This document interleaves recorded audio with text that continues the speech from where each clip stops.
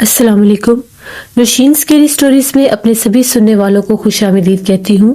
उम्मीद करती हूँ आप सब लोग खैरियत से होंगे, जहाँ होंगे खुश होंगे और मेरे चैनल की स्केरी स्टोरीज को बहुत ज़्यादा पसंद भी करते होंगे।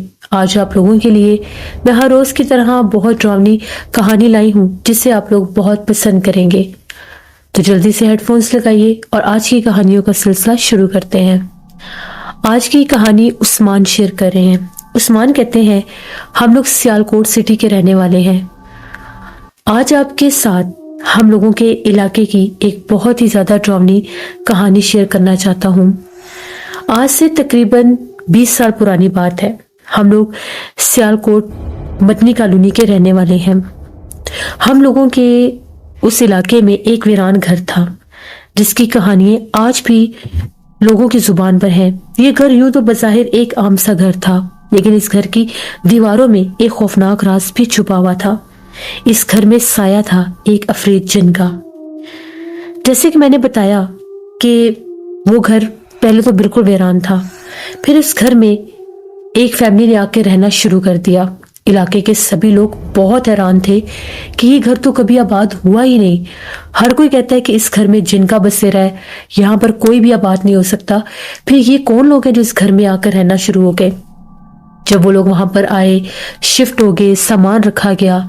1-2 दिन के बाद पता लगा कि वो लोग फैसलाबाद से यहाँ पर शिफ्ट हुए थे। उनका एक बेटा था जिसकी सियालकोट की किसी कंपनी में नौकरी लग गई थी।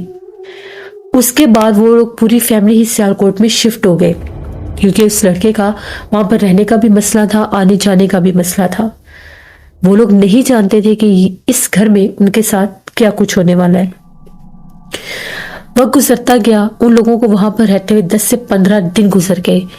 जितना पुरसरार वो घर था, उतने पुरसरार ही वो लोग भी महसूस होने लगे, क्योंकि मोहल्ले के लोगों से मिलना जुलना बिल्कुल भी नहीं था। बहुत कम नजर आते थे। सबसे हैरत अंगेज बात यह होती थी कि उनके घर में शाम के बाद भी अंधेरा महसूस होता था। उनके घर के बिल्कुल कॉर्नर पर स्ट्रीट लाइट भी लगी हुई थी। इसके बावजूद वो घर अंधेरे में डूबा रहता था। ना तो उनके घर की कभी ड्राइंग रूम की लाइट जलती नजर आई थी, ना ही उनके घर की कभी सहन की लाइट जलती नजर आई थी। हाँ, अगर हम लोग अपने घरों की छतों पर खड़े होकर देखते थे तो शायद उनके सहन में कोई मध्यम सी रोशनी दिखाई देती थी। लोगों ने अजीबोगरीब कियास सराहियां शुरू कर दी कि शायद जिन्नात ने इनको इस घर में कैद कर लिया, उस जिन ने जिसका साया इस घर में। ये लोग तो नजर भी नहीं आते। वक्त गुजरता गया, आहिस्ता आहिस्ता उस घर से रात के वक्त चीखें सुनाई देने लग गई। चीखें ऐसी होती थी कि जिस तरह से कभी कोई औरत चिल्लाती है, कभी कोई मर्द चिल्लाता है, कभी कोई बच्चा चिल्लाता है। मोहल्ले के लोग सुनते थे, अपने घरों की छतों से झांक झांक कर देखते थे, दिखाई कोई नहीं देता था, सिर्फ चीखें ही सुनाई देती थी।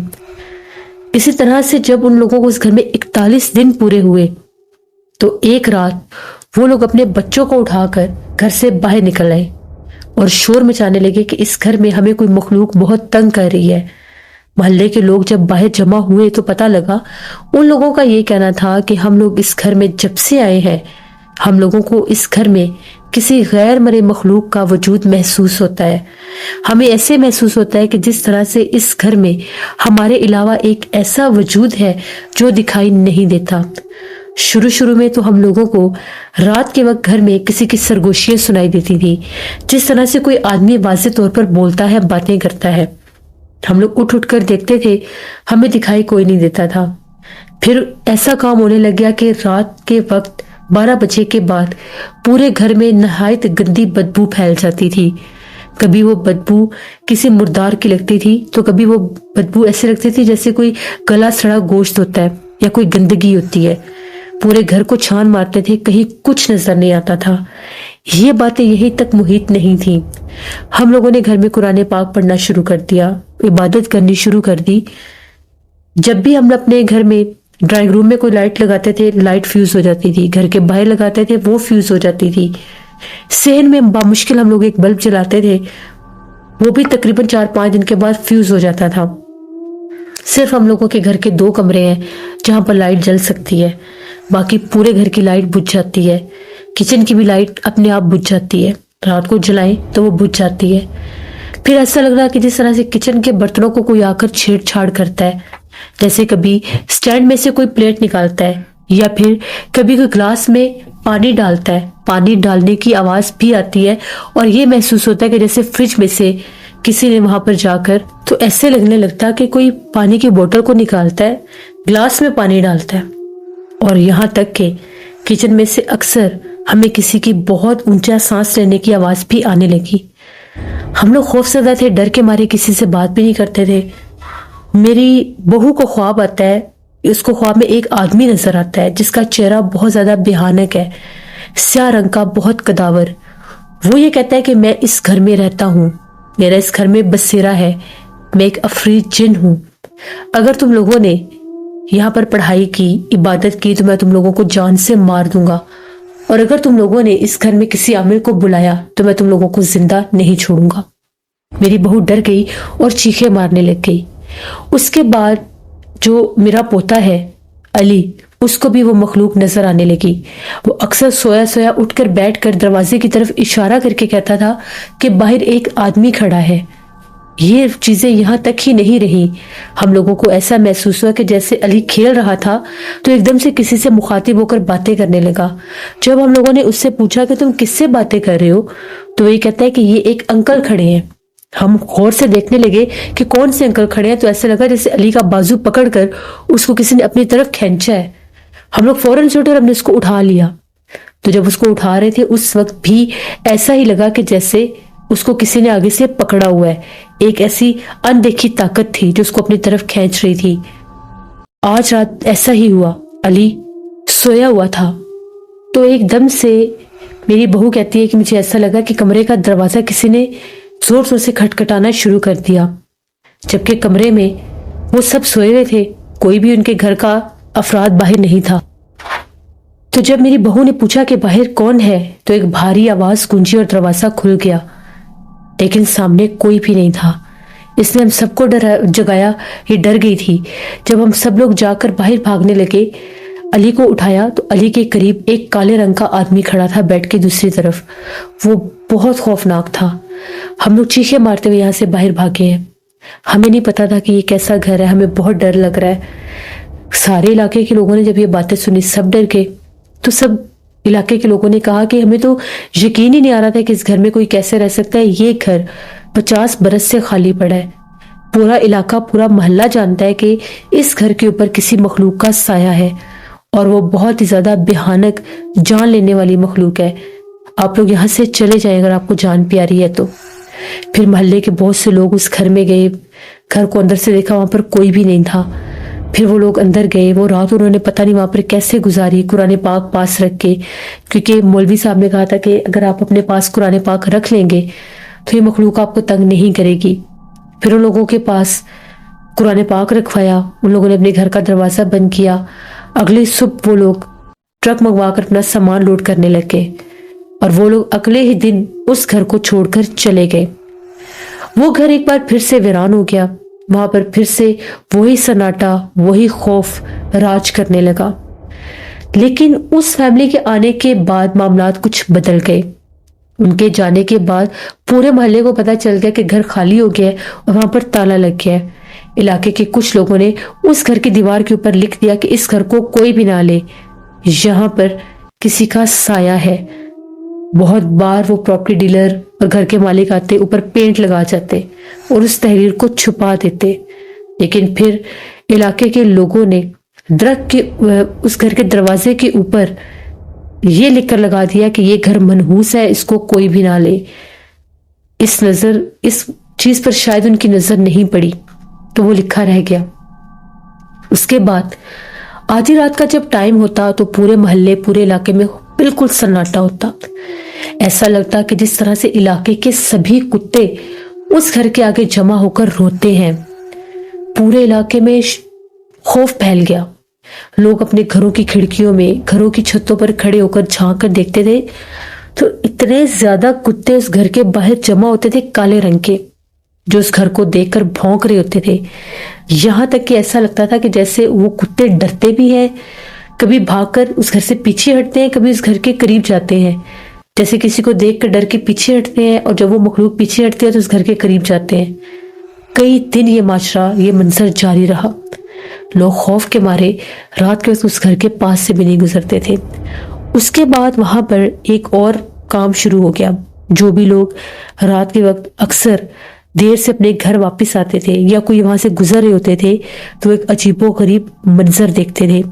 رات کے پچھلے پہر میں دیکھا جاتا تھا کہ وہاں پر جس طرح سے ایک تانگا کھڑا ہوتا ہے، بالکل گھر کے آگے ایک تانگا کھڑا ہوتا ہے کالے رنگ کا ہی گھوڑا ہے، اس کے اوپر ایک بہت قداور کالے لباس والا آدمی بیٹھا ہوتا ہے۔ وہ واضح طور پر اس تانگے سے اتر کر اس گھر کے اندر جا کر غائب ہو جاتا ہے۔ فجر کی نماز اذان تک وہ تانگا وہاں پر رہتا ہے، اس کے بعد وہ غائب ہو جاتا ہے۔ یہ منظر اتنا دہشت ناک تھا کہ دیکھنے والوں کی روح کانپنے لگی۔ پھر ایک بزرگ ہمارے علاقے میں آئے، انہوں نے جب ہماری گلی سے گزرے، وہ وہاں پر ہم لوگوں کی جو مسجد تھی وہاں پر ایک بہت بڑا محفل میلاد تھا، وہاں پر آئے تھے۔ ان کے آگے لوگوں نے درخواست کی کہ ہمارے علاقے میں ایک گھر ہے جو بہت زیادہ آسیب زدہ ہے، پورے علاقے میں خوف ہے، وہاں پر کتے بھونکتے ہیں رات کو، وہاں پر ایک تانگا نظر آنے لگ گیا ہے جس کے اوپر اس حلیے کا ایک آدمی آ کر بیٹھا ہوتا ہے۔ ہمیں ایسا لگتا ہے کہ وہ ایک جن ہے جو اس گھر میں غائب ہو جاتا ہے، اور وہ تانگا بھی غائب ہو جاتا ہے، کالے رنگ کا گھوڑا ہوتا ہے۔ ان بزرگ نے کہا کہ میں اس گھر کو دیکھنا چاہتا ہوں۔ پورے علاقے کے لوگوں کے ساتھ وہ بزرگ اس گھر کے باہر آئے۔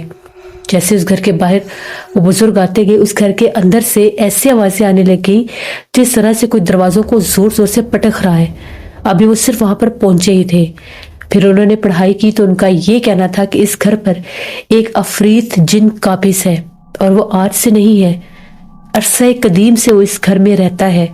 یہ اسی کی جگہ تھی جس نے یہ گھر بنایا تھا۔ وہ انسان اس گھر میں آ کر آباد بھی نہیں ہو سکا۔ یہ گھر بنانے کے فوراً بعد اس آدمی کی موت ہو چکی تھی، اور یہ آج سے 50-60 برس پرانی بات ہے۔ جب یہ گھر زیر تعمیر تھا وہ لوگ میرے پاس آئے بھی تھے۔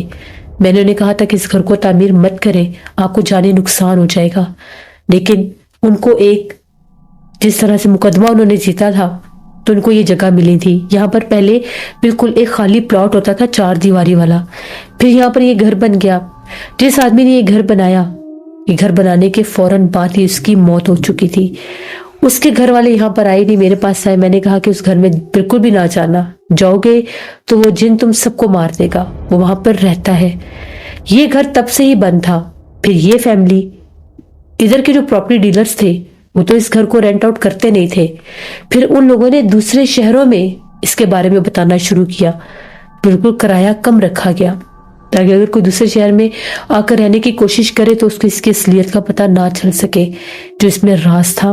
پھر یہ فیملی یہاں پر آئی، ان کی قسمت اچھی تھی جو وہ لوگ یہاں سے زندہ سلامت بچ کر چلے گئے، ورنہ شاید 41 دن کے بعد ایک ایک کر کے اس جن نے ان سب کو جانے نقصان دینا شروع کر دینا تھا۔ پھر وہ جو بزرگ تھے انہوں نے کہا کہ اس گھر کے اوپر میں ایک تحریر لکھ کے جاؤں گا تاکہ وہ جن ظاہر نہ ہو۔ پھر انہوں نے وہاں پر پڑھائی کی اور اس گھر کے مین دروازے کے اوپر اپنے ہاتھ سے اپنی شہادت کی انگلی سے ایک تحریر لکھ دی۔ پتہ نہیں انہوں نے وہ کیا لکھا تھا، وہ بظاہر نہیں تھی۔ پھر انہوں نے کہا کہ اب وہ ظاہر نہیں ہوگا، لیکن اس کا بسیرا اسی گھر میں، یہاں پر کوئی آباد نہیں ہو سکتا۔ اس کے بعد وہ بزرگ وہاں سے چلے گئے۔ اس رات کے بعد وہ تانگا دوبارہ کبھی نظر نہیں آیا، نہ ہی وہ چیخو پکار سنائی دیے اور نہ ہی کتے وہاں پر آتے تھے اب۔ لیکن اس گھر میں ابھی بھی وہ موجود تھا۔ اس کی موجودگی ایسے ظاہر ہوتی تھی کہ اکثر شام کے بعد اس گھر کے دروازے زور زور سے بجنا شروع ہو جاتے تھے، جیسے ان کو بہت زور سے کوئی پٹکتا ہے، کوئی اٹھا اٹھا کر بند کرتا ہے۔ تو یہ ہمارے علاقے کا مدنی کالونی کا وہ خوفناک گھر تھا جس کے بارے میں آج بھی اگر ہم لوگ سوچتے ہیں تو ہمارے رونگٹے کھڑے ہو جاتے ہیں۔ وقت کے ساتھ ساتھ وہ ایک پرانا کھنڈر بن گیا، دیواریں گر گئی، چھت گر گئے، کچرا کنڈی بن گیا، درخت اگائے، اور اب وہ صرف ایک ٹوٹی پھوٹی عمارت کا ایک نشان سا رہ گیا ہے۔ یہ ایک کہانی تھی۔ بہت شکریہ عثمان آپ کا۔ جیسے یہ کہانی جب میں نے پڑھی، جب مجھے رسی ہوئی تو میرے رونگٹے کھڑے ہو گئے کہ ایسی بھی کوئی جگہ ہو سکتی ہے جہاں پر اس حد تک کسی مخلوق کا سایہ ہو۔ اللہ سے رحم مانگنا چاہیے۔ جو جگہ آسیب زدہ ہوتی ہیں، جہاں پر جنات کا بسیرا ہوتا ہے، वहां पर वो मखलूकात किसी को आबाद होने नहीं देती। ये बात बिल्कुल सच है। फिर ऐसी जगहों पर जब लोग रहने की कोशिश करते हैं, आबाद होने की कोशिश करते हैं, तो वो मखलूकात उनको ऐसे ही नुकसान पहुंचाती है। अल्लाह से रहम मांगना चाहिए। ये थी आज की नौशीन स्केरी स्टोरी की न्यू एपिसोड। आई होप आप लोगों को पसंद आई होगी। आप लोग भी अपनी खौफनाक कहानियां शेयर कर सकते हैं डिस्क्रिप्शन बॉक्स में दिए गए ईमेल आईडी noshinmir57@gmail.com पर। इसके अलावा आप लोग मुझे कमेंट बॉक्स में भी स्टोरी शेयर कर सकते हैं। इंशाल्लाह परसों फिर मुलाकात होगी किसी नई खौफनाक कहानी में। जिन लोगों ने अभी तक रात की कहानियां चैनल सब्सक्राइब नहीं किया, कम्युनिटी टैब में आप लोगों को लिंक मिल जाएगा, जल्दी से जाइए और मेरे चैनल को सब्सक्राइब कर लीजिए। वहां पर भी बहुत डरावनी कहानियां आ रही हैं। अपना बहुत सा ख्याल रखें, जहां रहे खुश रहे। Thank you for listening my stories. Stay tuned. Allah Hafiz.